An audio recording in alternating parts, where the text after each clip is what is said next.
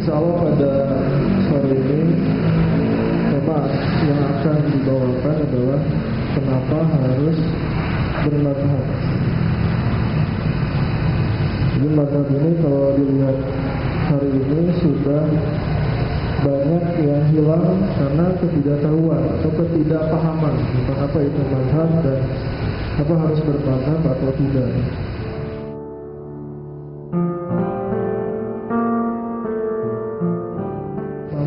Kenapa harus belajar fikih atau madhab? Jadi madhab itu artinya jalan.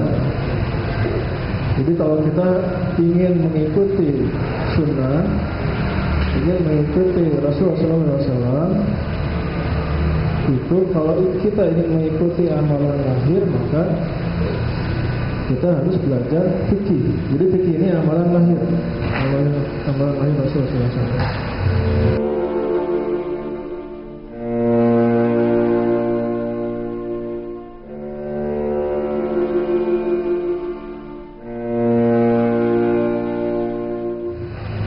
Nah, kenapa harus belajar fikih atau madhab? Yang pertama, mengokohkan akidah atau tauhid atau amalan batin. Di akidah atau tauhid ini kan amalan batin.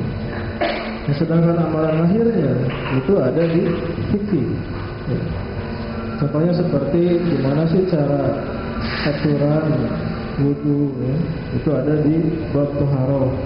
Pelajari air apa yang bisa digunakan dan tidak bisa digunakan untuk wudu. Kemudian cara-cara wudu, ya. Kemudian bagaimana kalau kondisinya ketika haid dan lain-lain, itu dipelajari di fikih bab taharah.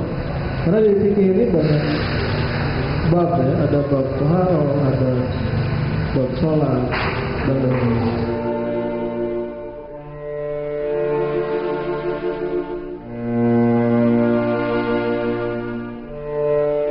Jadi yang pertama, kenapa harus belajar fikih atau madhab? Yang pertama, untuk mengokohkan akidah atau tauhid atau amalan batin.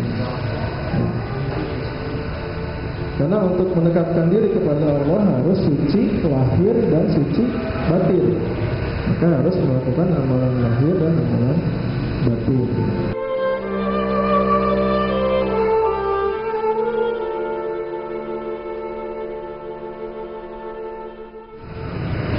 Yang kedua, kenapa harus belajar fikih?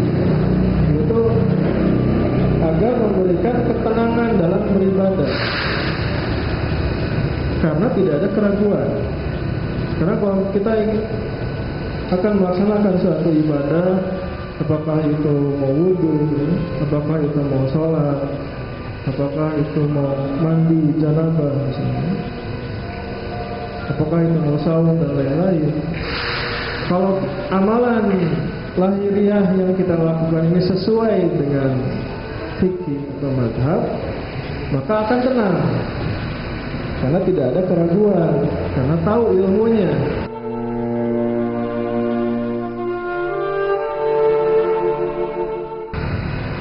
Yang ketiga, kenapa harus belajar fikih? Yaitu agar membuat lurus dalam muamalah, bermuamalah. Karena banyak orang yang beranggapan bahwa muamalah itu bukan bagian dari din atau bukan bagian dari fikih. Padahal muamalah ini adalah bagian dari fikih. Contoh muamalah seperti misalnya jual beli, itu muamalah. Atau menikah, itu maksudnya muamalah. Nah, kalau seperti sholat, ya, wudu itu kan masuknya fikih ibadah. Jadi ada yang masuk fikih ibadah, ada yang masuk fikih muamalah. Nah, dua-duanya ibadah. Muamalah itu ibadah, ya ibadah apa? Yang ritual sehari-hari pun itu masuk ibadah juga, sama-sama ibadah.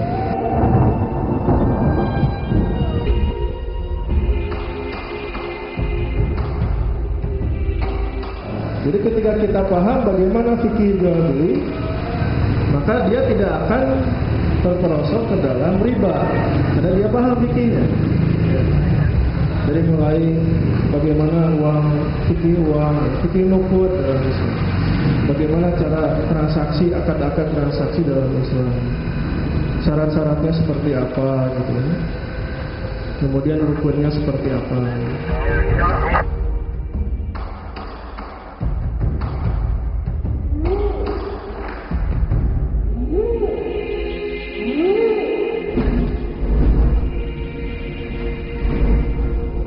Berikutnya, kenapa harus bermadhab?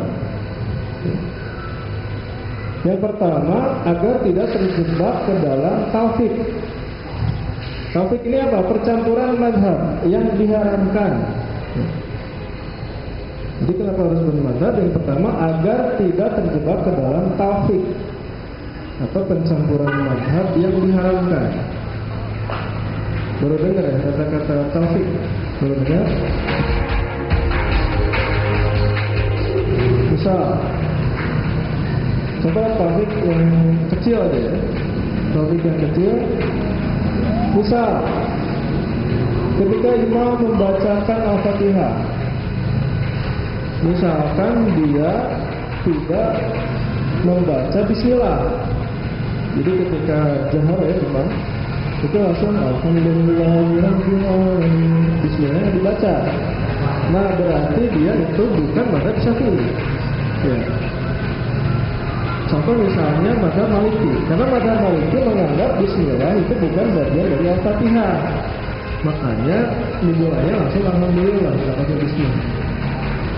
Nah, kemudian setelah ghairil maghdubi alaihim waladdallin, kalau mazhab Syafi'i itu aminnya dikeraskan. Aminnya. Kalau mazhab Maliki itu aminnya tidak dikeraskan. Jadi hening ketika waladdallin, hening. Ada yang bilang amin. Itu mazhab Maliki. Nah sekarang terjadi pencampuran, misalnya Al-Fatihahnya pakai mazhab Maliki, tapi aminnya pakai mazhab Syafi'i. Nah ini ada pencampuran. Nanti lama-lama sikap tangannya jadi nyampur juga, karena sikap tangan gini ini sikap mazhab Syafi'i. Kalau sikap Maliki ini ke bawah. Ya. Jadi jangan aneh kalau ada orang yang sholat nggak gini, tapi ke bawah. Berarti dia kemungkinan mazhab Maliki. Ya. Nah, kenapa bisa beda? Nanti dijelaskan. Itu contoh taufik. Jadi pencampuran mazhab. Jadi akhirnya nyampur di sholat itu, jadi berbagai mazhab masuk gitu ya dalam satu sholat. Belum di wudu misalnya. Kalau wudu kan dalam mazhab Syafi'i 3 kali. Kalau di mazhab Maliki sekali.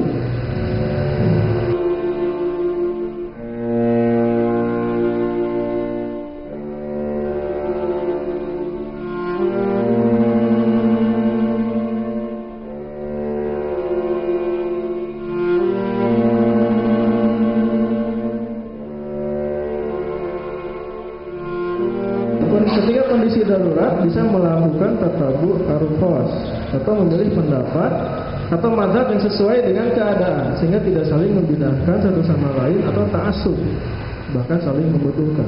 Contoh, misalnya saya bermazhab Syafi'i, misal, kemudian saya wudu. Setelah wudu, kalau dalam mazhab Syafi'i, kalau menyentuh wanita yang bukan mahram, bukan muhrim, itu batal. Kalau tidak sengaja. Nah, tapi dalam kondisi di situ itu banyak orang nyampur.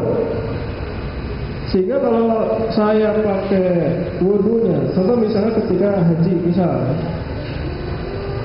misalnya pada waktu itu sulit untuk pakai mazhab Syafi'i, masa udah wudu, sentuh lagi,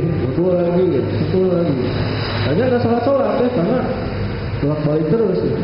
Jadi kalau kondisinya ini darurat, ya, maka bisa melakukan tatabu arufos atau memilih pendapat atau mazhab sesuai dengan keadaan. Maka pada waktu itu pindah mazhab.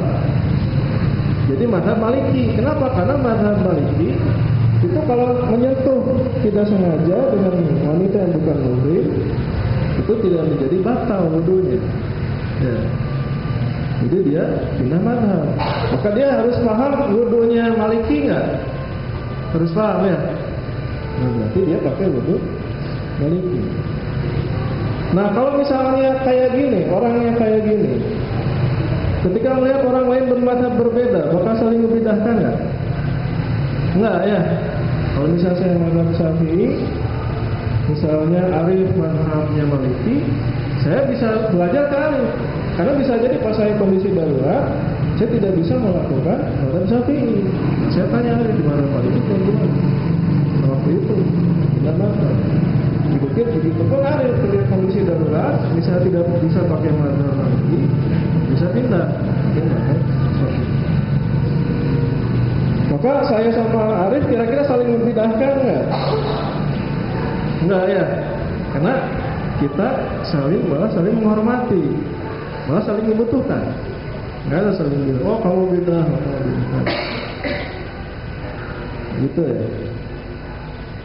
Jadi tidak akan ada ta'assub kalau kita bermazhab. Ya, ta'assub itu fanatik kelompok. Ya. Misalnya mazhab Syafi'i, kamu kalau bukan mazhab Syafi'i bidah, gitu. Nggak akan seperti itu.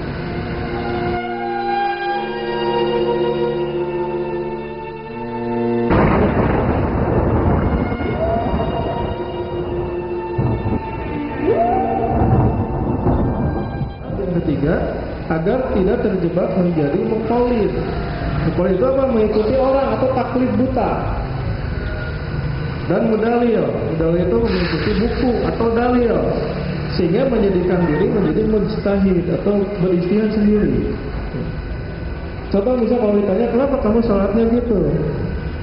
Nah, saya kata ustaz, itu mengikuti orang, ya. Jadi nggak jelas. Tapi kalau kenapa kalau sholatnya gitu? Oh, saya mazhab Syafi'i. Jelas kan? Oh, dan tidak juga menjadi mudalil. Misalnya, kenapa Anda sholat seperti itu? Oh, karena saya kemarin baca hadisnya kayak gini. Jadi begitu dapat satu hadis, dia langsung praktekkan. Ya. Padahal bisa jadi kalau dalam fikih itu ada kaidahnya. Jadi kenapa misalnya dalam mazhab Syafi'i itu sikap tangannya seperti ini, yaitu ada kaidahnya. Nah, kenapa mazhab Maliki sikapnya ke bawah, nggak ke sini, nggak gini? Itu ada kaidahnya. Nah, kaidah Imam Malik dan Imam Syafi'i beda dengan Imam Hambali, dengan Imam Hanafi, kaidahnya beda. Maka hasilnya pun beda karena kaidahnya beda.